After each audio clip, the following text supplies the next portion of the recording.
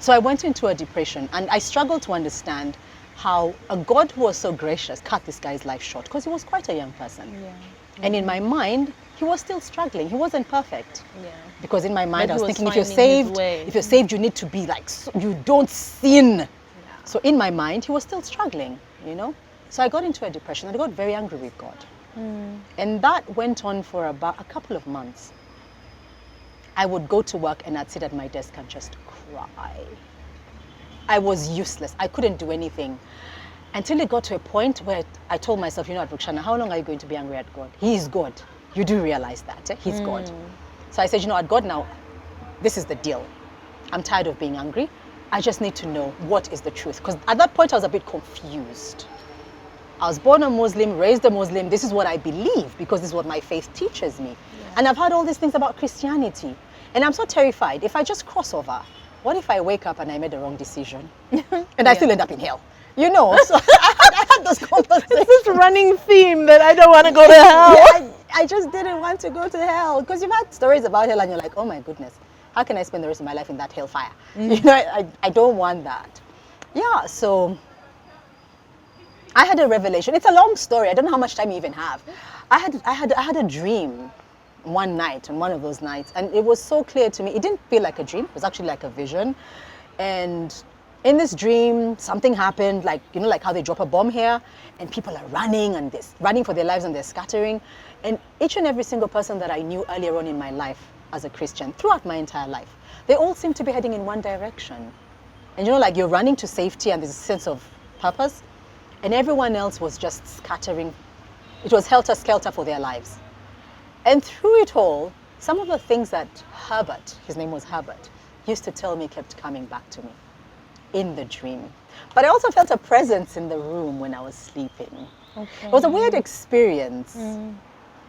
But I knew in my heart that God was telling me something. Yes. So I said, God, if this is you and it's not my imagination, I need another dream confirming. And God can be strange like that. So the next day I had a dream. I was getting into my bed, I pull up my covers, I slide into my bed, and there was a huge snake, like a huge snake. And what do? I get the snake and I start battling with the snake, which is like so, like that, I fear rats. How do I be battling with a snake? So I literally fought with the snake and crushed its head, opened my door and threw it out. Wow. And I just knew God was telling me, you know what, you can actually do this, but you can't do it on your own. And that started my journey of, I need to actually go to church, I need to get to know this God, and I need to give my life to Christ. That began my journey. Wow. And it took me a while by day to get to church. Every time I wanted to go to church, something would happen. Some weird thing would happen. And for some reason, I wouldn't go to church, or I'd fall really, really sick. But because I'd been reading books on spiritual warfare, I mentioned to you that he'd given me some literature. So he had given me certain books, which I had read before. It's easier to read them then because you're just reading an interesting book. I had to read the book now, and it was terrifying. Yes. Because I was like, oh, okay, this spirit world is actually real. So I started reading these books, and I was able to recognize that what I was going through was actually an attack to prevent me from the next step. So I'd pray about it, and one fine morning, I've cut out so many other things, one fine morning, I go to church. Okay. KPC. Yeah. And I walk in there, and it's almost like God knew I was coming. Of course God knew I was coming. It's like the pastors knew I was coming. That day, the testimony was from a lady who had been born as a Muslim. And she had converted. What? So she was talking about the persecution she went through in her family. It wasn't encouraging. I was just about to ask you about that. It wasn't encouraging at all. So that day I didn't give my life to Christ. I said, I can't do this, because me and my dad were very, very tight. I'm like, I cannot afford to lose my family. And your dad was devout. Yes. Is. He is. Yes. He is. He is. He's moderate, but when it comes to faith, he's extremely devout. He's moderate enough to take you to a Christian school and buy you a Bible, but he's devout enough to ensure that you pray and buy you a Quran and bring you a teacher, a mualim, to teach you all these things that you need to know about your faith. Right. That's the kind of person that he is. So one day I actually go back to church, and I sat there, and there was a war that was just raging inside of me.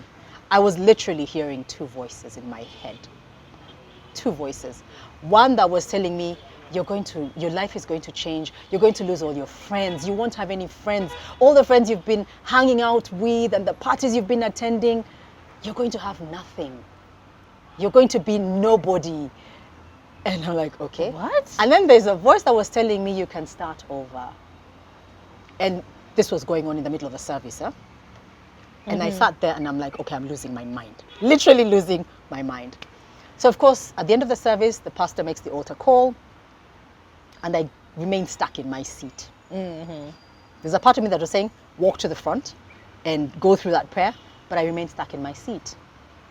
I do not know to this date how, okay, of course they finished the service and the next service was coming in. So there's a bit of a break and the pastor walks out a bit as worship starts. He literally had his foot out of the door. Crystal, I do not know how I came from because then I used to sit in the gallery.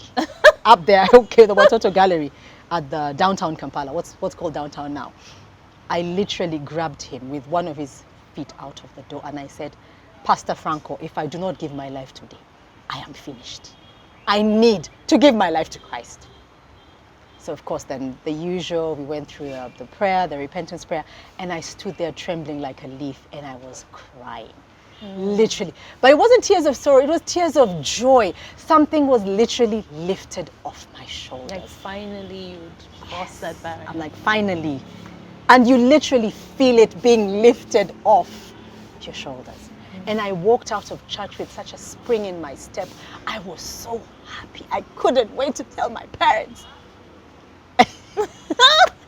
Then I realized, wait a minute, my parents are Muslim. Eh? They're going to throw me out, you know. So it took me about a year to actually tell my parents. Did you have someone else to talk to in the meantime? Yeah, my sister, my eldest sister. Actually, she's the first person I told. I told her. And her reaction was? She was like, okay, why? I'm like, I can't explain it. But fast forward, she got born again after me. Okay. Like much later. Yes. So that was my story. I really want to know how you told them. Incidentally, Did you tell them or they found out? I told my mom. It just came out. So this entire year, I kept telling God, no, I knew that if I tell them before I am ready and grounded, I'll change my mind. Yeah. So I constantly prayed to God and said, God, when the time is right, let it be easy for me to actually tell them. Now, my parents used to come to town regularly. Like I said, they live in Masaka. They used to come to town. They used to pick particular days, and I liked hanging with them. And Thursdays used to be my day off then, and Thursdays used to be Bible study at Watoto. So every time they'd come, we'd hang around together, do stuff together. So this particular Thursday, we went to see my young brother in school. He was in Budo then. So I'm telling my mom, you know what, we need to go back to Kampala. We need to go. I have a meeting. So at some point she said, what meeting is this that's so important? So I tell her it's Bible study. She's like, what? I say, it's Bible study. She says, are you saved? I said, I've been saved for a year. It just came out. And she was like, no kidding. You've been what? I tell her, yeah, I've been saved for a year. And she's like, okay. She first went into a mute mode. I think she was thinking, how am I going to have this conversation with this one's father? You know, it's going to be a difficult one. She was probably thinking, I'm going to be blamed for it. You know how mothers take the blame for everything that's wrong? So she said, you know what? I'm going to have to talk to your dad. I'll have to tell your dad at some point in time. I said, fine, no problem. So of course she told my dad. Then I received a call at some point in time and I knew, yeah. He knew, yeah. So the summons were being made for all of us to go home. Family meeting. Yeah, family meeting. Something has happened. Something terrible has happened in this family. You know, all of you need to come home. So my siblings, all of us gather ourselves and we go home. And my dad is a very interesting man, no? Like I said, he's ex-military, so he put me through torture. He didn't say anything when we got there in the morning. He decided to have the conversation in the evening. So the whole day, you're like, oh my goodness. I wonder what he's going to say. I'm not saying anything about it. Nothing. But you can tell that there's so much tension in the house. And my siblings don't really know what's going on. So they're all like, okay, what's up? Yeah, so he says something terrible has happened. And those were his words. Yes. And we just need to understand what's going on. So everyone is wondering who did this very terrible thing. And then he says, yeah, your sister has decided to get saved. Now, I have a brother who's very devout. I think he had even just returned from the Middle East or something. So he looks at me and says, my goodness, he mumbles some Arabic words. And they asked me, so what's your problem? Of course, my mom was crying. My mom was like, what did we do wrong? Where did we neglect you? Is it a man? What is the problem? You know, she was really trying to understand. I'm like, guys, there's no problem. I just found Christ. And I am happy and I'm at peace. And I know you guys will not understand. Maybe one day you'll come to understand. But, and my dad, God bless him, he gave me a 3-month ultimatum. You rarely get that. You know, that is how passionate he was about reconciling. So he says, I'm giving you 3 months. Go and think about it. Okay. So he gave you And time. if you Like, change I'm your not going to mind- hear about this. Yes, no, he did. He gave me time. And I told him, Daddy, I don't need 3 months. I thought about it before I actually made the decision. I knew the ramifications and I was willing to do it because that's how strongly I believe in it. But I love you so much. I respect you as my father, but I will go before God as an individual. So please allow me to walk my faith and live my faith. He says, don't be rash. Take 3 months. 3 months. First, go back to Kampala and think about it. And my entire journey back on the bus, Crystal, I have never been more depressed. I cried the entire journey. I saw the pain in my father's eyes. Yeah. And my dad and I were so close. So close. Even when I think about it now, I feel terrible because of what it did to our relationship, but I know it was for the right reason. And our relationship has never really been the same again. Yes, we talk, but it's very difficult. I don't know if it's guilt on my part. I always see pain in his eyes. Yeah, you feel like you disappointed him. I think I did. I think that's one of the hardest things about being a Yes. parent, letting your kids grow up and make their own choices and having to be okay with it. Yes, it's difficult. It's very difficult. Okay. In that time, did you feel like there were so many changes in your life as well in that, like that year before you were able to come through and tell your parents what was really going on? Were there all these changes? Because I was thinking about, when you're saying those inner voices, that means the battle is still going on.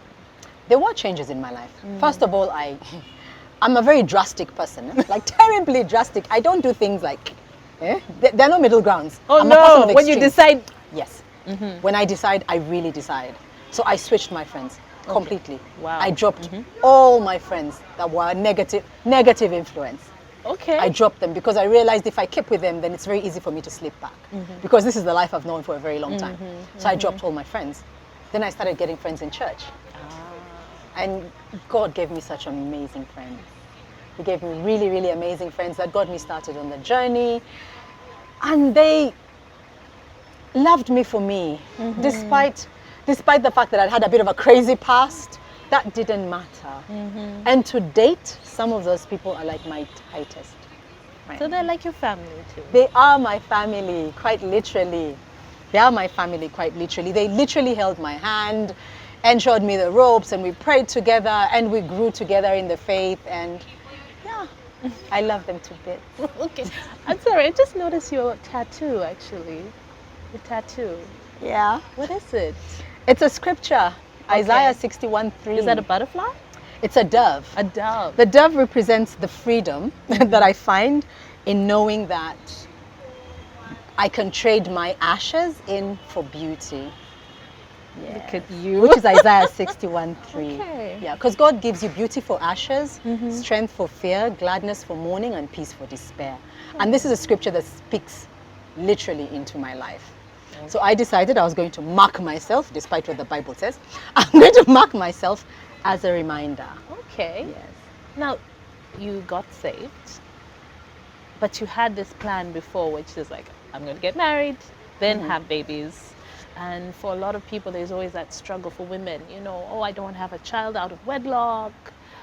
Did you ever feel that that was something that was weighing on you as well? Yes. I decided early in life that I wasn't going to have a child out of wedlock, especially after I got born again.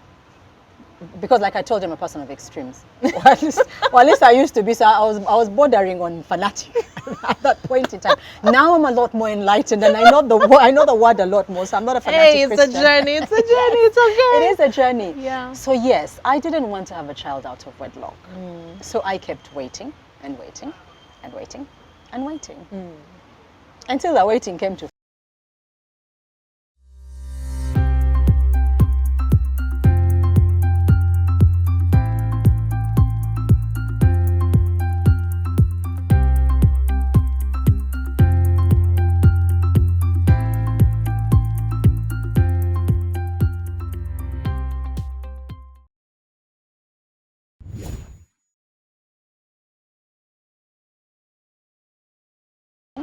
And waiting and waiting until the waiting came to 30 years.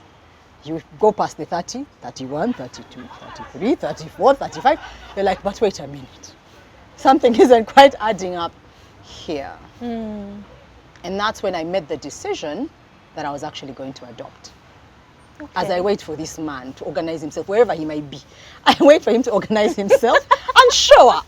Otherwise, I might wait too long. I miss out on being a mum because I'm not married. Yes. And one of the things I was worried about was, what if I met a really, really nice guy and he can't take me and my baggage if I already have a child?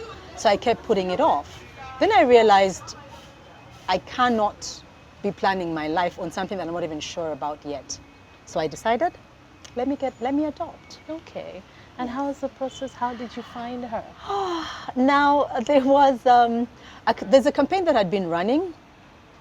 It was a Ugandans Adopt campaign. Oh, okay. And it's ongoing. It's actually ongoing right now. So I'd watched a feature on NTV then, because then I was working at NTV. And one of those Saturdays, I actually watched this feature, and I was like, it's actually easy to adopt. Because previously I had conceptions about adoption. I was like, you have to be very rich. You have to be married. You can't adopt as a single mom, so you have to have a family, because why would you take in a child and then not give them a proper family? Oh.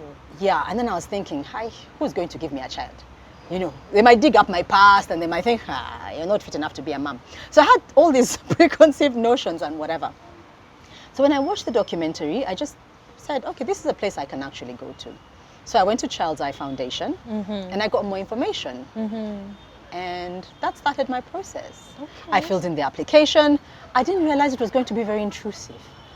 Oh. It is intrusive in the sense that they want to know as much as possible about you, your past, how you were brought up.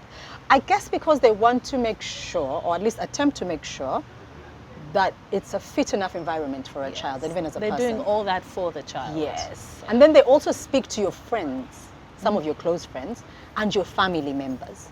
Right. Because you're adopting a child into a family, and the family is more than you, the mother. So in the event that you're not around, this child needs to be accepted, because technically they are part of the family now. So the challenge I had then was they wanted to speak to my extended family, and we're not very close. And I told them, we're not close. My immediate family, happy to grant you the audience. Yes. My extended family, it's none of their business. Oh. And I didn't want them all up in my business. So I didn't want them all up in my business. So, yeah, so they were gracious enough and they understood. And I remember when I told my mom I was going to adopt, the first thing she asked me was, is there anything wrong with you? You know, why have you tried to have a child and failed? I'm like, no, I haven't tried. So why are you adopting? What if you bring in a child that comes with all sorts of things? You don't know this child. But it was really from a place of lack of knowledge. Yes. And as we had these conversations... I remember she had 9 babies of her own. You know, so she's wondering. Even imagining how to... But I'd always been a bit of a weird child, doing very weird things. First you go and get saved, now you're here talking about adoption. Really, who are you? We don't even know this person. You know what I mean? Yeah, but as she got more information about adoption, about why I wanted to do it, she embraced it, as did my dad. And then they met her. So it was like 7 months. The process took me like 7 months. Because of certain shenanigans, it took 7 months. But I remember the day I faced the panel, because the way they would do it at Child's Eyes, there's a panel. The panel has social workers, government people, probation officers, and they have this dossier that's been compiled on you. Because remember, they've been doing research, they've met with you several times. So they're basically just now, it's a face-to-face interview, literally. You're defending your decision and your request to be granted the opportunity to raise this child. Yes. And I remember sitting there, and it was worse than doing a job interview. Did I you was have shaking some like a support, leaf. or you were? Yes, I went in with someone. I don't remember who it was. This was 7 years ago. But I did go in with someone. Okay. And I remember afterwards they told me, okay, step out for a while, just like an interview. I came back in, I sat there, and they said, your application has been granted. I burst out crying. I was like, oh my goodness, I'm going to become a mommy. Finally. That was like the second happiest day in my life. Second to salvation. It is the best decision I ever made. Yes, and I didn't get to pick the child, which is a great thing. Yes. Some people prefer to pick the child. But you see, That because they option had... is there? I've always thought, Some people prefer... What happens is they profile you. Because they know all these things about me. They profile me and they look at their children and they think this is a perfect fit. All right. And that's so what they do is then they send you the details of the child and the picture. And they say, this is the child we think is the best match for you. Okay. And then you decide, am I taking the child or maybe I prefer another child? And some parents have actually done that. Okay. I told myself by the time they pick this child for me, and whichever, I don't even if I had carried this child in my womb, I wouldn't get to choose what the child looks like. Exactly. I wouldn't get to choose whether they have a sharp nose, a big nose, beautiful eyes. I don't get to choose that stuff. So I told them, she's perfect, I'll take her. And she was perfect. I remember the first time I held her in my hands. She was wearing a little red jumpsuit. I have that picture. It was heaven. She was such a tiny, sweet little baby. How old was Extremely she? fair complexion. Okay. How old was she when you? She was 4 months. Wow. She was very, very light You skinned. dove straight into it. Yes, I Yes. did. So because she was 4 months, then I was working with Uganda Breweries and I couldn't get maternity leave because it wasn't a birth child and they hadn't changed their policy yet.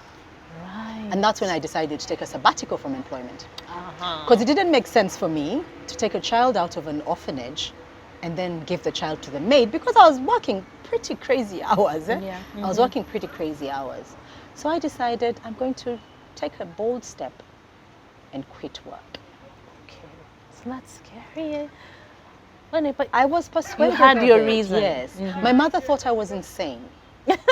Not the first time she was thinking I was insane, but she thought I was clearly insane. your family are like, I had been at this does whatever job, she wants. You know, I had just been at this job for about a year. Okay. And it was a good job. It was a good job. I'm a new mother. I'm a single mother. I have a 4-month-old baby, and now I'm quitting work. Where the hell am I going to get the money from to sustain me? But I told myself, you know what, God, I'm doing this for this child. You're going to provide. Remember, I was a Christian. Then I'm like, God, you're going to provide, eh? And He did. Okay. 3 years. He did. What? 3 years. How? I don't know. He did. I went back to my TV job then because I had quit at that point in time. Okay. Of course, and that my was TV less job. hours. Yes, it was just the weekend. It wasn't paying me a lot of money. Okay. It was paying me little money. But then I started getting gigs, consulting gigs. More work just started coming in. And I recognized that God was actually doing what He said He would do. And we never lacked. We actually had a lot more than we ever needed. But of course, I also had a buffer. I had saved up a bit and I knew this was my, Yes. my chest to fall back on in the 3 years. And there were 3 amazing years. The bonding was just perfect. Okay. With me and also with my family. My parents just fell in love with her. My sisters fell in love with her. Her cousins couldn't let go of her. She just grew up with a lot of attention. So she was like the healing factor for you Yes. as a family. Yes. Wow. Yes. Okay.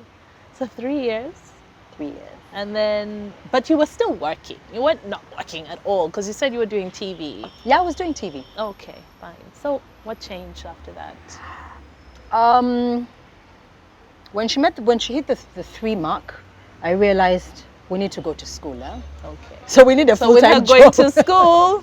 Yes, first of all, we need the money. We need more money than TV was giving me for the 3 days I was working. Okay. So I need to get back into employment. Okay. And that was a huge test on my life because in my entire career, and we're told this was in about 2014, because I got her in 2012. So it was after about 2 years. my entire working career, I had never really had to look for a job. I would be at a place of work, I hear about this new opportunity, it's a better opportunity, I hop. So I'd never really had to look for work. Work would always find me. So now when I'm trying to get back into work, it was difficult. Right. It was difficult. I would do interviews and I would get to the last point and they'd say, you did very well, you're among the top 3, but we're going to go with someone else. And I started panicking. I was like, okay. Now at that point, I'm forgetting that God, who has sustained us for these 2 years, He's not dead. You know, He's still alive. I started panicking. I was like, God, I really, really need a job because this kid needs to go to school. She needs to go to school next year. So an opening came up. I got a call from a recruitment agency and they said there's this company that's starting in Kampala. It's a telecom company and they want a communications person. So I asked them which company and they gave me the name. So I quickly Googled while I'm on phone. I'm like, who are these guys? I've never heard of these guys. Their website looks like crap. Really? How? You know, and I'm thinking, okay, now I'll tell people that I'm working where? You know, the pride starts coming in. But something told me, what do you have to lose? Just go to the interview. So I went, did the interview, did the first interview with the agency. I did the interview with the organization. Then they told me what they were going to offer me. I'm like, that's a little bit too little. Because now I'm thinking I have a child, I have more responsibilities. Yes, you're already planning school. Yes, I'm like, that money is not enough. But they're a startup. Okay. So I say, you know what, I'll just take the job. It's a starting point. Yeah, I'll take the job. At least you'll be working until maybe something else comes up. So I took the job. And then I think 1 week into my getting into the job, I actually discovered it's Vodafone. Yes, because they came in as Afrimax, but they were trading as Vodafone. So I'm like, okay, it's not a bad brand after all. It's I can have Rukh-Shana, I can have Vodafone against my name. That makes sense. You know, that sort of makes sense. It's funny how you start thinking about where your name is going to appear. You know, it's really important. People, some people talk think about it's building snobbish. your brand, but those are things you need to consider. But some people think it's actually being a snob, but it's not really being a snob. Are you trying to explain yourself here? So like, I need to clear the air because some people actually think it's being a snob, but I think it's important. Yeah, so that's how I got into Vodafone. That's how I got into Vodafone in 2014. It was exciting. We started up this company. We set up policies. We did amazing things. And it was fun. It was really, really fun. And I was there until 2016. And is that when you moved to? That's when I moved to the bank. Okay. I moved to the bank in 2017. So I was there until 2016. And yeah. That was also the time you left NTV to go to NBS as well, though. Yes. Yes. No, actually, I left NTV. I left NTV in 2015. I joined NBS in 2015. I remember it was October. Okay. 15, 16, 17, 18, 19. No, I don't remember. But it was somewhere around there. Yes. Okay. That's when I moved. All right. Why did you choose to move? Was it you're looking for a different opportunity? There is something about working with big brands that are already established. Sometimes it's great because it's a good brand, it gives you visibility, it's good to associate with it. But sometimes you get to a point and you realize you can't add a lot of value to that particular brand. Okay. Because it's already big, it's already established. You know, you're just going to be a small fish. Okay. In a very big pond. You know what I mean? Yeah, so when the opportunity at NBS came up, and of course I sat down, had a conversation with Kin, and I had his vision and his dreams, and I'm like, I want to be part of that. I want to be part of building this brand. And it didn't make sense to people. You know, it didn't even make sense to my family, how you leave NTV and you go to NBS. But it didn't matter because I was persuaded about why I was doing it. And that's generally how I live my life. If I know why I'm doing it, it doesn't matter what people say. Yeah. I will stand by my decision. So I moved to NBS. And honestly, I walked in there and I just felt at home. And I had never felt that way at NTV. And I love NTV. I love NTV. I love Nation Media Group because it's the brand that I started with, KFM and whatever. I have a special relationship with that particular brand. Yes. But I never quite felt at home. Wow. Okay. Yeah. So I walk into NBS and it just felt comfortable. I don't know if it was the people, it just felt different. I just clicked, Okay. which I had never done the other Okay. side. All right. So I was asking you earlier how you do the two jobs. And you broke it down. You're not working all day and doing night bulletins during the week. But what is the balance? What are your hours at both workstations? Because DFCU is full-time job. You're Yes. communications and events manager. Yes. Yes. And then are you doing the weekend? I do only the weekend at NBS. So I do Okay. Friday, Saturday, Sunday. Okay. I do the weekend edition. All right. And at the bank, it's full time.